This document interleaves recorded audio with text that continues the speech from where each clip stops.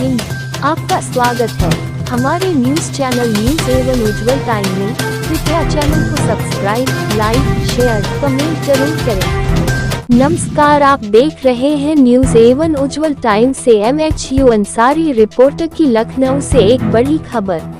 कांग्रेस का एक प्रतिनिधिमंडल प्रदेश अध्यक्ष पूर्व मंत्री श्री अजय राय के नेतृत्व में आज बसंत कुंज जाकर अकबर नगर के विस्थापितों से मिला।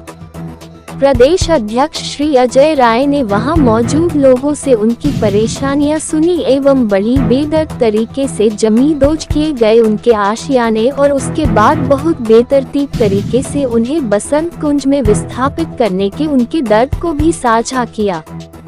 उनकी मुख्य समस्याओं में प्रमुख रूप से विस्थापित किए जाने के बाद भी सरकार द्वारा उनसे नए मकान का 5 लाख रुपया मांगा जा रहा है। श्री राय ने कहा कि अकबर नगर के लोग वहां आसपास काम कर अपनी आजीविका चलाते थे, परंतु शहर से सुदूर विस्थापित किए जाने के कारण वहां तक पहुंचाना इन लोगों के लिए कष्टकारी हो गया है और अब हालात ये हो गए हैं कि आज उन्हें 15 किलोमीटर दूर जाकर काम करके अपने परिवार का भरण पोषण करने को मजबूर हैं। शहर आने के लिए उन लोगों को 100 से 200 रुपए का किराया खर्च करना पड़ रहा है, जो महंगाई के इस दौर में उन पर एक अतिरिक्त बोझ है। विस्थापितों ने प्रदेश कांग्रेस अध्यक्ष श्री अजय राय जी को अपना दर्द बताते हुए कहा कि यहाँ रोजी रोटी कमाने का कोई भी जरिया नहीं है। ऐसी स्थिति में हम यहाँ रोजगार एवं साधन के अभाव में भूखे मरने को मजबूर हैं। अतः हमें अकबर नगर में पुनः स्थापित किया जाए। तारांकन मौजूद लोगों ने प्रदेश कांग्रेस अध्यक्ष अजय राय जी से ये भी साझा किया कि न तो यहाँ पर कोई सरकारी स्कूल है, न कोई सरकारी अस्पताल, बिजली अपनी मर्जी से आती जाती है और मूलभूत सुविधाओं के नाम पर महज सरकारी वादे और जुमले ही हैं। विस्थापितों ने बताया कि विस्थापितों में इशरत अली सहित अब तक 7 लोगों की मौत हो गई है, परंतु अभी तक प्रशासन की ओर से पीड़ित परिवार की कोई भी मदद नहीं की गई है। ऐसे प्रदेश कांग्रेस अध्यक्ष पूर्व मंत्री श्री अजय राय जी मृतकों के परिजनों को 25 लाख दिलाने के लिए योगी सरकार से मांग की है। तारांकन कार्यक्रम का संयोजन शहर कांग्रेस कमेटी के अध्यक्ष डॉक्टर शून्य शहजाद आलम ने किया।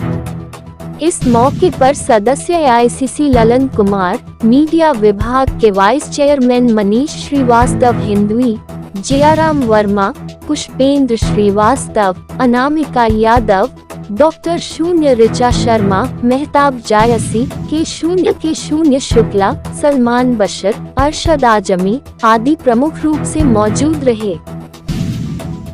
अबरार नगर और नगर, शिवानी बिहार और मध्य नगर की जैसे लड्डू हमको सही मायने में लड्डू नहीं, हमें लगता है कि अगर अंदर से हमसे कोई पूछे तो मैं रोया हूँ 2-3 दिन। तो दोस्तों, यही चीज की हमें कमी रही जो हमको आज महसूस हो रही है और हम आज बहुत पीछे चले गए। जो चीज यूनिटी, एकता की ताकत, एकता एक ऐसी ताकत है, बड़ी से बड़ी तानाशाह सरकार झुकने में मजबूर हो जाती है।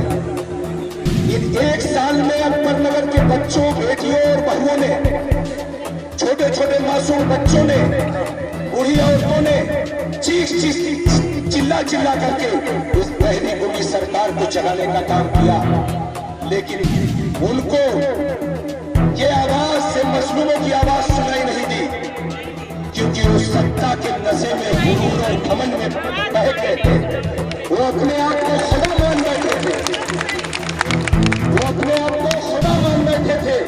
उस सांप पर ऐसी पट्टी बढ़ गई थी कि मैं योगी हूँ, मैं मोदी हूँ, मेरा फैसला भगवान का फैसला होगा।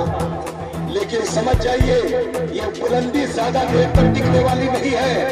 यही आवाम जो तुमको खून पसीने देके तमाम दलों के लोग बैठ रहे हैं, सुन लो, इसके लिए भी यही जनता आपको सत्ता देती है और सत्ता पर बैठने के बाद जब आपकी सोच बदल जाती है तो सत्ता से उखाड़ कर फेंक देती है। इतने दुख दर्द के बाद, अकबर नगर को बेरहमी से तोड़ने के बाद हम लोगों के हौसले पस्त नहीं हुए। और कोई कह दे, अकबर कोई पार्टी ये कह दे, कोई संगठन सामाजिक ये कह दे, लोग अपने सुनने में आया है कि अकबर नगर लोगों ने बुलाया नहीं है, बुलाया नहीं जाता किसी राजनीतिक संगठन को।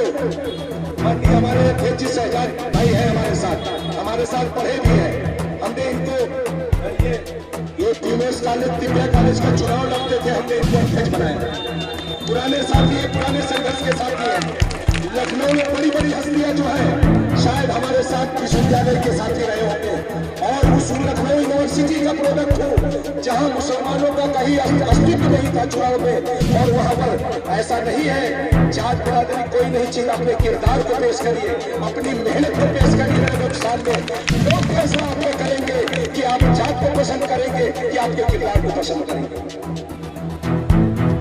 ये चीज मुझे बहुत पड़ चुकी। दिल्ली हाई कोर्ट हमारे पूरे अकबर नगर के साथी, आज मुझे बड़ी अच्छी खुशी बात है, कारी रोशन साहब और तमाम पॉपुलर भाई और सारे लोगों ने एक चीज हमारे बीच में कि क्यों ना हम लोग एक हो जाए। जो चीज दूर हो गए हम लोग, क्यों ना हम फिर से अपने कुछ लोगों की खून आया हसन भाई आज यहाँ पर देखकर बहुत खुशी हुई है कि सब लोग हमारे साथ हैं। कांग्रेस के लोग भी हैं, समाजवादी के लोग भी आए हैं, सब लोग बड़े साथ हैं। और मैं आपको और विश्वास दिलाना चाहता हूँ कि अधिवक्ता समाज भी आपके साथ चलेगा। अब इसका आह्वान कर दिया गया है, तो पीछे नहीं हटिएगा मेरा दोस्त, मेरी माता और बहनों, तो इंकलाब आ जाएगा, इंकलाब आ जाएगा। ये सलाम रुकना नहीं चाहिए यार, ये रुकना नहीं चाहिए। बिना अकबर नगर की लड़ाई को लड़े, अब हर बार की लड़ाई होनी चाहिए। और फिर मीडिया माध्यम बंधुओं से भी कहना चाहेंगे कि ये बात माननीय मुख्यमंत्री जी तक पहुंचाइए कि हमारे साथ सौतेला व्यवहार क्यों किया जा रहा है, हमको क्यों अलग किया जा रहा है। हम भी इसी देश के बासिंदे हैं, इसी प्रदेश के बासिंदे हैं।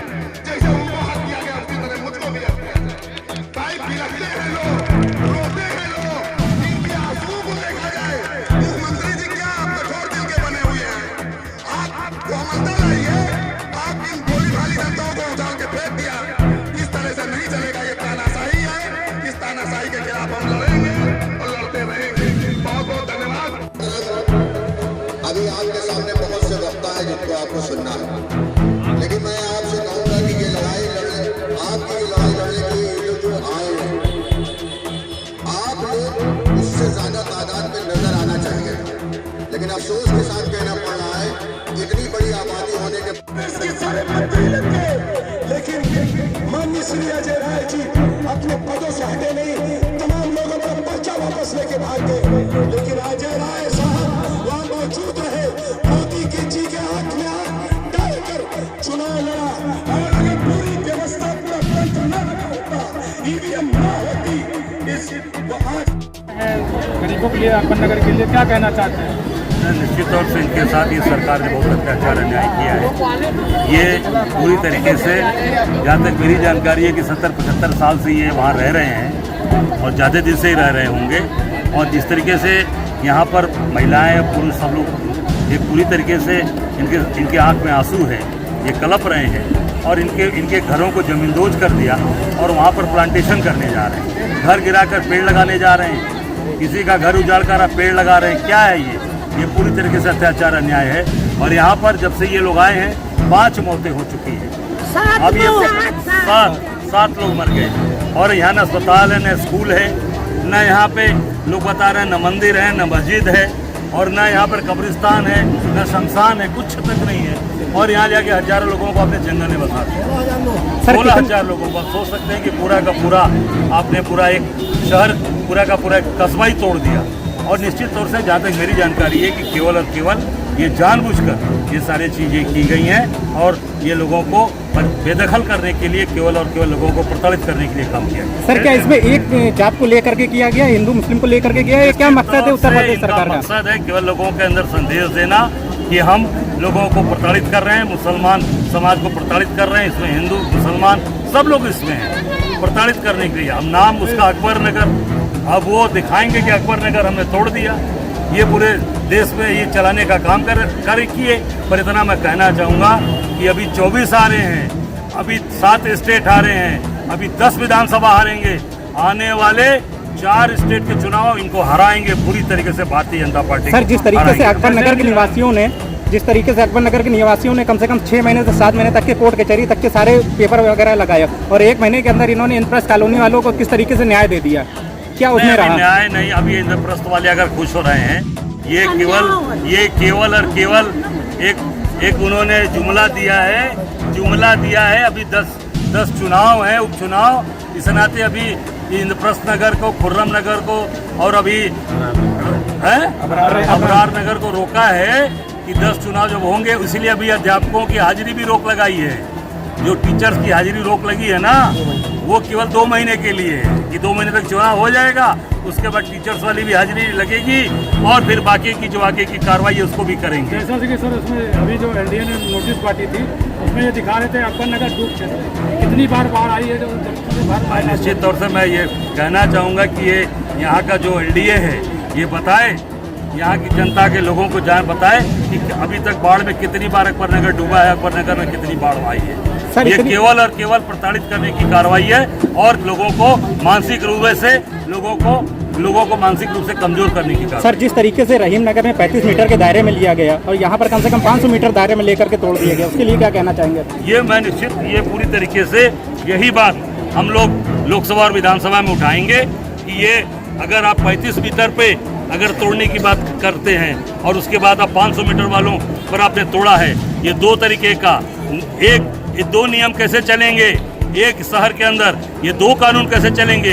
2 तरीके का संविधान लागू नहीं होगा।